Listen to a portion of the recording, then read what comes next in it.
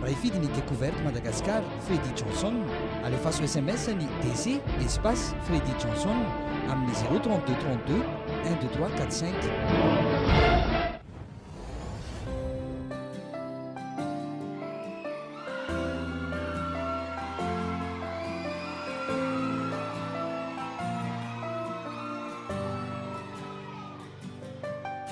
Farangu ela nangiriako anao magnange fa tsy say zao ikoragna taminao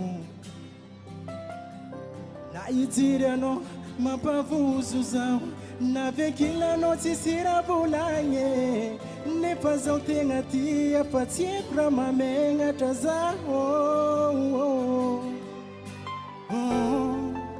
no yeah efarangu ela nangiriako anao magnange fa tsy say zao ikoragna taminao na ijiry anao mampavozo zao na vekilanao tsisy raha volagny nefa zao tegna tia fa tsy haiko raha mamegnatra zaho nofonofoko andraraky agny atsika roy araka tsy sarake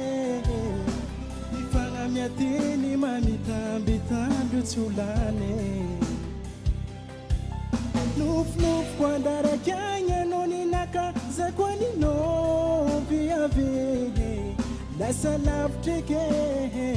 menmeniko aminao misaotra tompoko